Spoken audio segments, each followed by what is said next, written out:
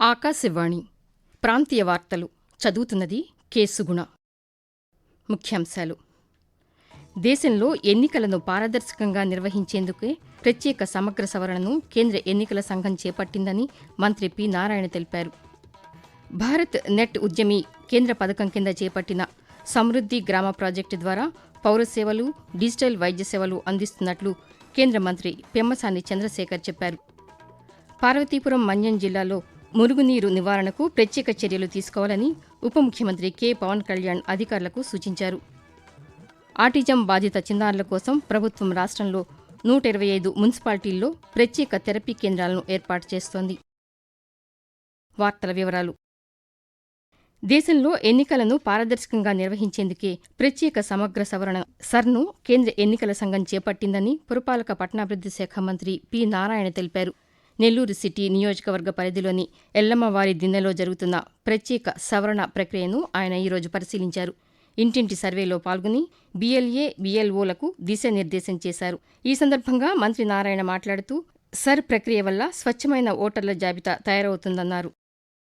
Bharat net ఉద్యమి కేంద్ర పథకం కింద చేపట్టిన సమృద్ధి గ్రామ ప్రాజెక్టు ద్వారా పౌర సేవలు, డిజిటల్ వైద్య సేవలు అందిస్తున్నట్లు కేంద్ర గ్రామీణాభివృద్ది శాఖ సహాయ మంత్రి పెమ్మసాని చంద్రశేఖర్ చెప్పారు. గుంటూరు జిల్లా చేబ్రోలు మండలం నారాకోడూరులో స్థానిక శాసనసభ్యులు ధూళిపాళ్ల నరేంద్రతో కలిసి ఆయన ఈరోజు సమృద్ధి కేంద్రాన్ని ప్రారంభించారు. ఈ సందర్భంగా కేంద్ర మంత్రి మాట్లాడుతూ గ్రామంలో మీరు ఎక్కడికి వెళ్లకుండా మీ సేవలన్నీ కూడా ఒకే ఒక ప్లేస్ లో తీసుకొచ్చేటువంటి ముఖ్య ఉద్దేశం. మొట్టమొదటిగా తీసుకుంటే ఆరోగ్యం, అభివృద్ధి చెందినటువంటి గ్రామం.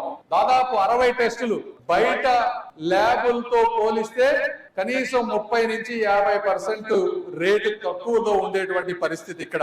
ఆ టెస్టులు చేయడానికి ఒక ట్రైన్డ్ నర్సు ఉంటుంది. ఆ నర్సు ఆ టెస్టులు చూసుకొని మీ బీపీ, షుగర్ చెక్ చేసి డాక్టర్ ని కన్సల్ట్ చేసేటువంటి విధానం ఇందులో వచ్చింది.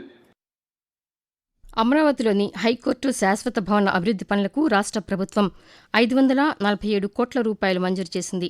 ఈ నిధులను హైకోర్టు భవన బాహ్య వలయ అభివృద్ది, ఇతర పనుల కోసం ఖర్చు చేస్తారు.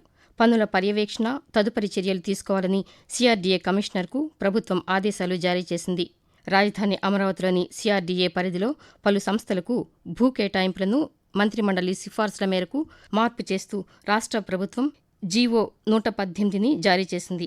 94,90 లక్షల రూపాయల వ్యయంతో అదనపు పనులు చేపట్టేందుకు ప్రభుత్వం ఉత్తర్వులు జారీ చేసింది.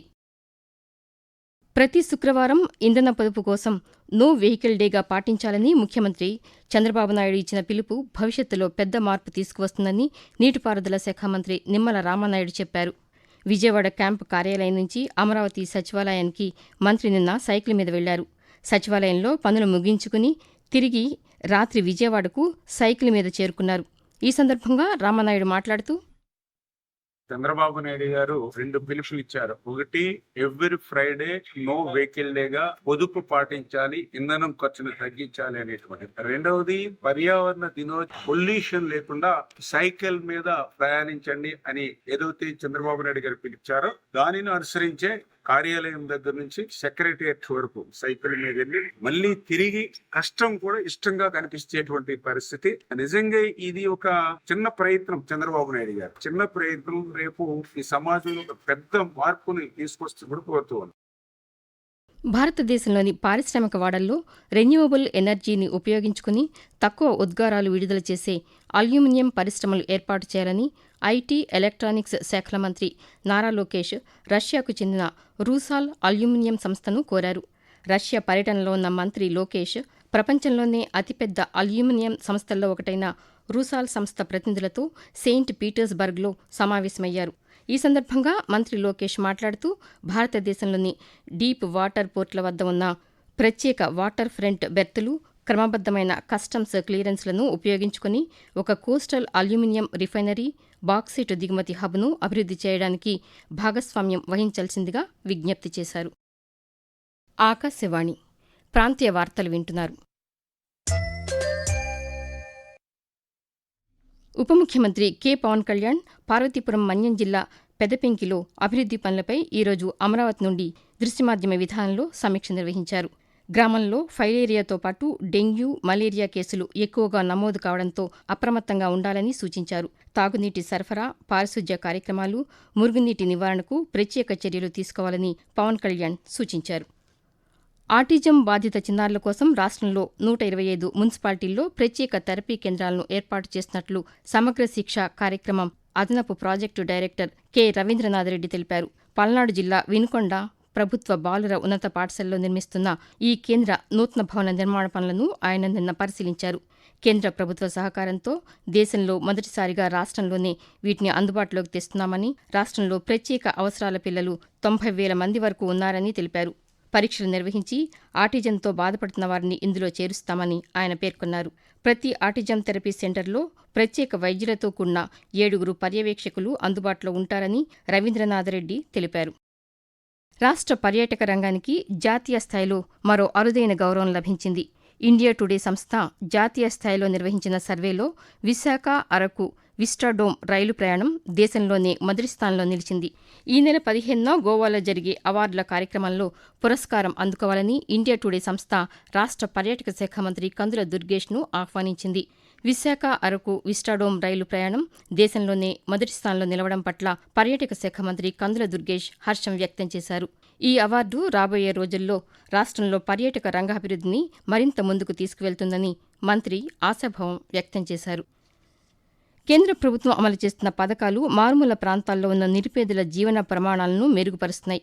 ముఖ్యంగా మహిళలు, యువతులలో చైతన్యాన్ని తీసుకొచ్చేందుకు అమలు చేస్తున్న కిశోర్ బాలికా వికాస పథకం సత్ఫలితాలనిస్తోంది. తిరుపతి జిల్లాలో ఈ పథకం అమలు తీరును శ్రీకాళహస్తి డివిజన్ మహిళా అభివృద్ధి, శిశు సంక్షేమ శాఖాధికారి శాంతిదుర్గ వివరిస్తూ, కేంద్ర రాష్ట్ర ప్రభుత్వాల యొక్క ఆదేశాల మేరకు కిషోరి వికాస్ కార్యక్రమాన్ని 11 సంవత్సరాల నుంచి 18 సంవత్సరాల మధ్య ఉండే వాళ్ళందరూ కూడా బాలికలు, బాలురు ఇద్దరికి కూడా జీవన నైపుణ్యాలు, అదేవిధంగా విద్య, ఆరోగ్యము, ఆహారము, మొబైల్ వాడకాన్ని తగ్గించడము, హెల్దీ డైట్ తీసుకునే విధంగా వాళ్ళని మోటివేట్ చేయడము, ఇలాంటి అంశాలన్నీ పెట్టుకొని వారికి మేము డెమోస్ చేసి కొన్ని గ్రామాలలో ఈ ర్యాలీస్ రూపంలో, అదేవిధంగా క్విజ్ కాంపిటీషన్స్, అదేవిధంగా అవగాహన కార్యక్రమాలు, చర్చా కార్యక్రమాలు చేసి కిషోరి బాలికలు హెల్దీగా ఉండాలి అనే ఉద్దేశంతో అవగాహన ఇస్తున్నాము. మహిళలకు అన్ని రంగాల్లో అవకాశాలు కల్పిస్తే సంచలనాలు సృష్టిస్తారని పౌర సరఫరా శాఖ మంత్రి నాదెండ్ల మనోహర్ అన్నారు.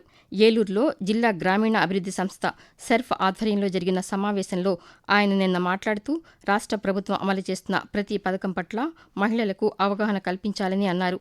మహిళల అభివృద్ధి, కుటుంబాల పురోగతికి, సమాజ శ్రేయస్సుకు మూలాధారమని పేర్కొన్నారు. మహిళలు ఆర్థిక వ్యవహారాలపై పూర్తి అవగాహన కలిగి ఉండడం ద్వారా కుటుంబ ఆర్థిక స్థితి మరింత బలోపేతం అవుతుందని మనోహర్ తెలిపారు. ప్రభుత్వం మహిళల సాధికారతకు ప్రాధాన్యతను ఇస్తూ అనేక సంక్షేమ, అభివృద్ధి కార్యక్రమాలను అమలు చేస్తోందని అన్నారు. రాష్ట్ర వ్యాప్తంగా ఈ నెల 21న నిర్వహించే యోగాంధ్ర కార్యక్రమానికి ప్రభుత్వం 10 కోట్ల రూపాయల నిధులను విడుదల చేసింది. సుమారు 25,000 మందితో రాష్ట్ర స్థాయిలో ఈ కార్యక్రమం చేపట్టనున్నారు. ఈ నెల 21న కృష్ణానది వెస్ట్ బైపాస్ వంతెనపై యోగాంధ్ర కార్యక్రమాన్ని ప్రధానంగా నిర్వహించనున్నారు. ప్రాంతీయ వార్తలు ముగించే ముందు ముఖ్యాంశాలు మరొకసారి. దేశంలో ఎన్నికలను పారదర్శకంగా నిర్వహించేందుకే ప్రత్యేక సమగ్ర సవరణను కేంద్ర ఎన్నికల సంఘం చేపట్టిందని మంత్రి పి. నారాయణ తెలిపారు. భారత్ నెట్ ఉద్యమి కేంద్ర పథకం కింద చేపట్టిన సమృద్ధి గ్రామ ప్రాజెక్టు ద్వారా పౌర సేవలు, డిజిటల్ వైద్య సేవలు అందిస్తున్నట్లు కేంద్ర మంత్రి పెమ్మసాని చంద్రశేఖర్ చెప్పారు. పార్వతీపురం మన్యం జిల్లాలో మురుగునీరు నివారణకు ప్రత్యేక చర్యలు తీసుకోవాలని ఉప ముఖ్యమంత్రి కె. పవన్ కళ్యాణ్ అధికారులకు సూచించారు.